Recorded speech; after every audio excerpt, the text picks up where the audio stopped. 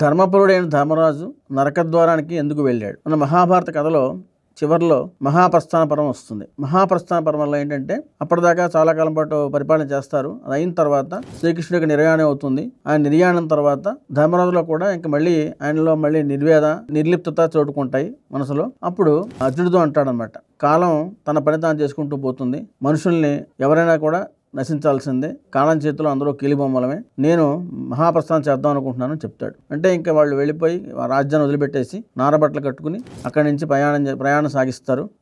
అప్పుడు ధర్మరాజుతో పాటు భీముడు, అర్జునుడు, నకులుడు, సహదేవుడు, ద్రౌపది కూడా ఆయన అనుసరిస్తారు. రాజ్యానంతటి కూడా పరీక్షిత్ మహారాజుకి పట్టాభిషిక్తుని చేసేసి దానికి యుధిష్ఠిరుడిని ఏమో ఆయనకి అప్పచెప్పేసి మొత్తం రాజ్యం అంతా కూడా రాజ్య అభిషేకం ఏమో పరీక్షిత్ మహారాజు చేశారు. యుధిష్ఠిరుడేమో పైన చూస్తూ ఉంటాడు. దీనికి విద్య నేర్పడానికి వాటికి కూడా పరీక్షిత్ మహారాజుకి కృపాచార్యుడికి అప్పచెప్తాడు. ముందుకు వెళతారు, వీళ్ళు సాగుతూ ఉంటారు. ఆ ఐదుగురితో పాటు కుక్క కూడా వస్తుంది. వెళ్ళగా వీళ్ళందరూ కూడా వాళ్ళు చేసిన పాపాలు తగ్గట్టుగా చివరి దాకా స్వర్గాధారాన్ని దాకా వెళ్ళలేకపోతారు. అందరూ కింద పడిపోతారు, ప్రాణాలు వదులుతారు. ధర్మరాజు ఒక్కడే మిగులుతాడు. ఆయనతో పాటు కుక్క కూడా వస్తుంది కూడా. ఇంద్రుడు రథంతో వచ్చి మేరుపర్వతం తర్వాత కొంత దూరం వెళ్ళిన తర్వాత ధర్మరాజుని రథంలో ఎక్కించుకుని స్వర్గాన్ని తీసుకెళ్తాడు. వెళ్ళిన తర్వాత ధర్మరాజు మొట్టమొదటి నుంచి ఆరాటం ఏంటంటే నా తమ్ముళ్ళు ఏమైపోయారు, వాళ్ళని చూడాలని గొడవ పెడుతూ ఉంటాడు. ఈ కుక్క రూపంలో ఉన్నది ఎవరంటే యమధర్మరాజు అనమాట. ఆయన ప్రత్యక్షం అవుతాడు. నేను పరీక్షించడానికి ఇలా వచ్చాను చెప్తాడు. నా తమ్ముళ్ళని చూడాలని నేను అర్జెంటుగా ముందు అంటాడు. కాదు స్వామి, నువ్వు స్వర్గంలోకి వచ్చావు, ఇంకా మానవ బంధాలు ఏంటి నీకు, అవే ఉండకూడదు అని ఇంద్రుడు చెప్తూ ఉంటాడు. ధర్మరాజు వెండు ఎట్టి పరిస్థితుల్లోనూ నా తమ్ముళ్ళు చూడాల్సిందే, వాళ్ళు ఎక్కడుంటే నా జీవితం కూడా అక్కడే అని చెప్పి అంటాడు. అప్పుడు ఒక దేవదూతను ఇచ్చి పంపిస్తారు. స్వర్గం నుంచి ఆయన వెళ్ళి నరకద్వారానికి వెళ్తాడు. వెళ్ళిన వెంటనే అక్కడ చాలా దుర్గంధ భయంగా ఉంటుంది.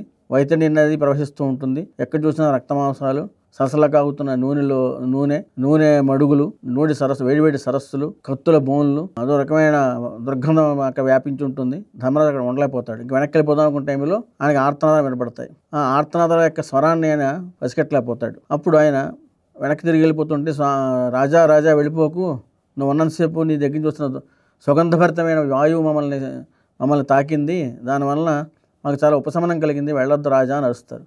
మీరు ఎవరో అని అడుగుతాడు. అప్పుడు ఆయన భీముడు నేను, అర్జునుడు నేను, నకులు నేను, సహదేవుడు నేను, ద్రౌపది, కర్ణుడు అందరూ కూడా మేమేం చెప్పి పేర్లతో అరుస్తారు అన్నమాట. అప్పుడు ఆయన చాలా బాధపడతాడు. అదేంటి, నా తమ్ముళ్ళు ఎంతో పుణ్యం చేసుకున్నారు, ఎన్నో దాంతర్మాలు చేశాడు కర్ణుడు, ఎంతో పుణ్యం చేశారు నా తమ్ముళ్ళు, వీళ్ళందరూ కూడా వీళ్ళు నరకంలో ఉండబెట్టి చాలా బాధ వస్తుంది ఆయనకి. అధర్మపరులైన వాళ్ళందరూ కూడా స్వర్గంలో సుఖాలు అనిపిస్తున్నారు అని బాధపడతాడు.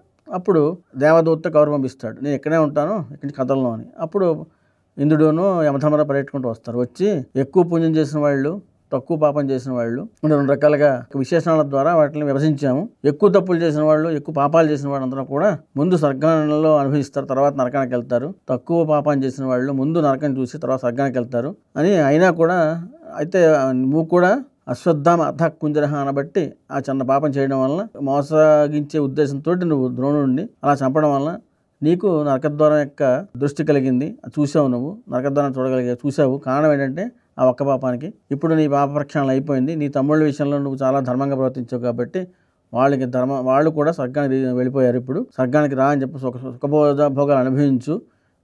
నీకు గొప్ప వాళ్ళతోటి భగీరథుడు, మరుత్తుడు లాంటి గొప్ప రాజులు ఎలా అయితే స్వర్గాన్ని అధిరోహించారో వాళ్ళతో సమానంగా నీకు కూడా ఒక లోకం ఉంది అని చెప్పి ధర్మరాజుని వాళ్ళు ఆహ్వానిస్తారు. ఈ చిన్న పాపం చేసినందుకు ఆయన ఈ అశ్వత్థామ అథ కుంజరహ అన్నబట్టి ఆ వాక్యాన్ని అబద్ధ మార్గంలో చెప్పడం వలన ఆయన కూడా నరకాన్ని చూడవలసి వచ్చింది. ఈ కథ మహాభారతంలో స్వర్గారోహణ పర్వంలో ఉంటుంది.